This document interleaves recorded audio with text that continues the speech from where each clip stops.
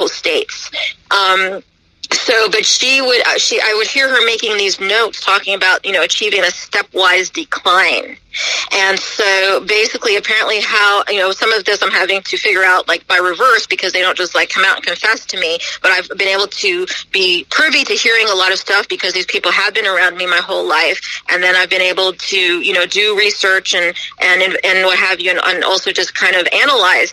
And so I think basically how they cause the stepwise decline is by what they're doing right now is not allowing a full recovery. So they because they used to be, when they poisoned me, I would actually fully recover, but they've not allowed any opportunity of that for 2 years now. So they're deliberately doing what they call a stepwise decline, where, you might recover some and you start to almost be back to yourself, but they knock you back down again before you can really, and I know they watch very closely. It's no accident, especially over a 2-year period. So they're deliberately seeking a stepwise decline and another stepwise decline to then a lower level from when you last were able to recover, make you be able to recover to less and less percent of your normal functioning until you're dead is what I believe at this point they're probably trying to murder me. Wow. And there was a contract on my life before. I literally, I know this, I don't have to guess this. I had posted about this with the files I think I actually posted it in 2008, but I believe it might have been from a file, might have been from 2007. And the organized predators were caught actually communicating with each other. This was actually a text. So some people have given me a heads up how to capture some of this texting that goes on among them.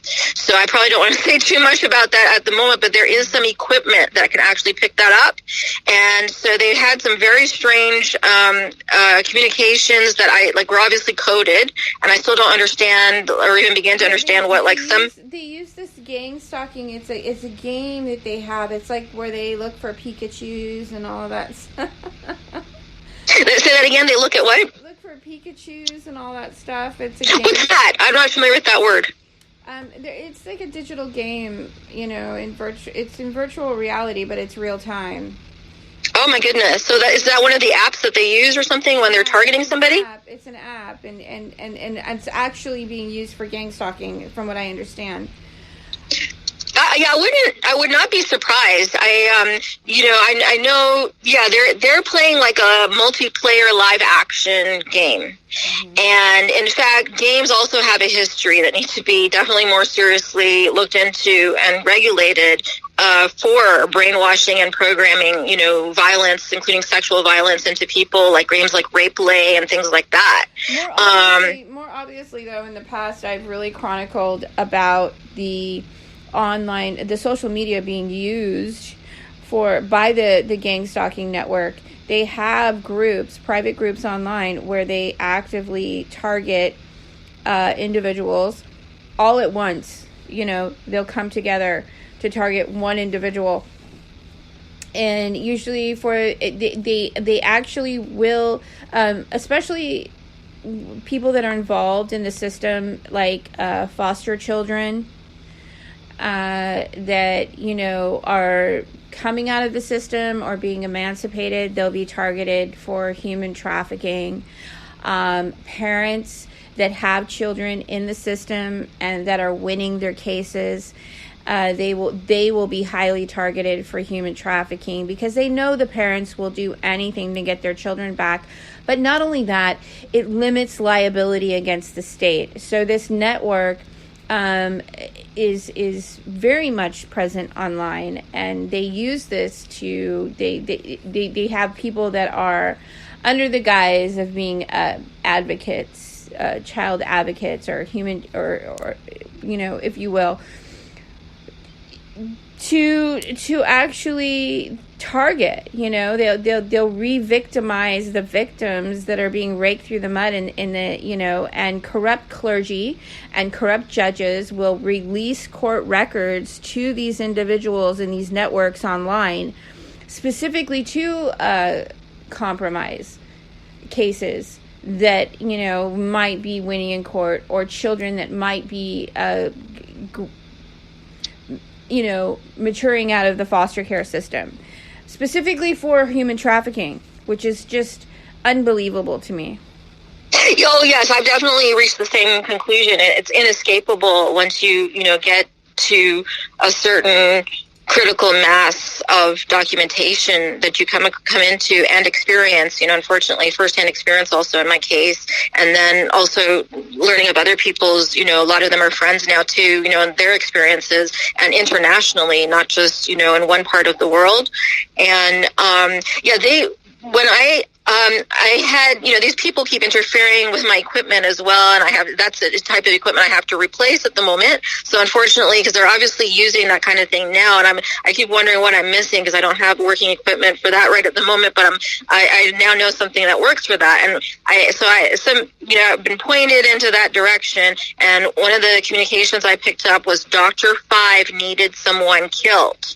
So I know I published, I actually showed it happening because what would happen, it was something, it would show it scrolling across as I guess probably they were getting it scrolled across or so, or even it would capture the file and have it in playback. But it was really interesting. It wasn't just all at once. Like you could see, when I realized that that's what it was happening, because the people that gave me the heads up to use that equipment didn't tell me all the reasons and what, how it would work and what to expect and everything. So I had posted a set of files, that were basically everybody else could see it unfolding as I could see it. And one of the things that came out was Dr. 5 needed someone killed. And I was pretty sure they were referring to me, that there was a contract. I wasn't sure which of the doctors in their network they were referring to, their network that facilitates these human trafficking, both the more conventional kinds that more people are already aware of and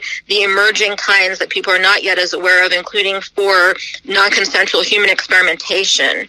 But it's really very overlapping because they'll for example, they're using this experimentation into mind control is very handy to have, for any other purpose of human trafficking that you want also, right? If you get somebody coercive control over their mind, now you can use them for, any number of other things. You can use them, tell them, okay, go murder that person, or you can tell them, oh, you have to have sex with that person or whatever, So all these things, the surreptitiously drugging people and their experimentations and all for, figuring out the right doses for the right gender, for the right weight, etc. They in and of themselves. Go ahead. I don't know if you've researched this. I don't think it's illegal or a categorized drug, but it's called Devil's Breath. And I actually had a guest on my show a while back, George Webb, who talked about this a little bit on my podcast in the past, but it's called Devil's Breath. And yes, that's scopolamine. It is on my list of suspects of what they might be using on me. I'm really not sure. Because there's also some other things. Like I said, I've been finding out if you go by effects, we're going to need more testing, like laboratory testing. It would be something that would come up in like a generalized drug panel, Well, exactly. That's a reason it's still on my suspect list, because now I know I can rule out, the typical drug panel stuff because I had tested for that and they said those were negative. But they're still obviously dosing me with something that's having these effects. So that is a possibility. That's on the list of suspects. And so is something called ketamine. Apparently, these organized predators, that's one of their favorites too. So, at least knowing, who is doing it and their modes of operation and their favorite standby, concoction, stuff like that, all those things are helping to narrow the list. But to really know... It's really crazy because I actually published an article, Sahar, a while back about a man in New Mexico that was arrested and apprehended for... intruding on people's homes and raping and sodomizing them for years dressed as an alien. And, people can laugh when I say this, but you can look this up online. It's actually a real case. A man was arrested for perpetuating these crimes for years in New Mexico. I don't know if it was New Mexico or Arizona. And, he was using drugs. He was drugging these people. And he was, violating them in their homes. dress. No, I actually have come across other cases that are analogous. Like there's a case that actually I know we're just trying to figure out how much we can trust Dr. Phil. People might be laughing at me right now as I'm saying this on the air. Because link in the comments, I'm going to actually post a link of this case because he was convicted. He got away with these crimes for I think 27 years. Yeah, I mean, you can see easily, unfortunately, how that could happen, and that's even without the extensive corruption. And then I've been finding out there's extensive corruption, so heck, then they could do stuff. Even I'm surprised he got caught at all with the extended corruption I've been coming across. But yeah, I know that there's I think it's like a 50-50 division from the people I hear from about whether to trust Dr. Phil on these matters. But, he had a show about, there was, what was the guy's job? I think he was a lawyer. Yeah, I'm pretty sure he was a lawyer. But he had become, it wasn't, he didn't broadcast that he was a master hypnotist, but he had made the point to become, master hypnosis. And, so he would hypnotize people. And, attractive women, what have you, when he was alone in his office with them, and he would rape them that way. I mean, in that he didn't have to use, physical violence per se, like forceful violence, but they were not, they were hypnotized. They were not, cognizant, conscious, aware, alert, able to make decisions for themselves, what have you. Sometimes they would remember eventually, sometimes they would not. So, but enough people, he did this for long enough. I think it was also a matter of years that eventually enough women remembered that this had happened and they complained about him. And probably especially the first woman or two were, God knows what they went through, what kind of responses they got. But by the time, they're getting person 3, 4, 5, I remember it was at least 5, and I think it was more than that came forward and complained about the same man doing this to them. They eventually caught this man. Mm. No, and these people get away with these crimes for so long because it does sound so outrageous and incredible, and how do you track something like that? It's crazy. It's almost beyond belief. It's like a paralyzed reality or a parallel reality, if you will. But these things obviously are occurring in our society because there was a man that was arrested for these specific crimes. So you can't deny that these types of things aren't occurring. Well, people do not. I don't feel like I'm to where I could deny it. And even though I was being subjected to it, I guess I was very gradual to realize a lot of the things I've since come to realize. But yeah, a lot of people do deny it, and I have learned that a lot of those people.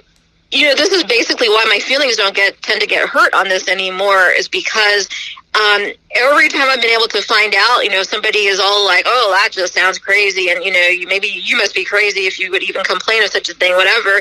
Every time I've been able to find out, they have actually been in on it. Unfortunately, including the people believed and not known to be my parents. I was very distraught, why are they, insulting me further and threatening me that, they're going to have me incarcerated and this and that. And then I realized, oh my God, they're actually involved in perpetuating these crimes.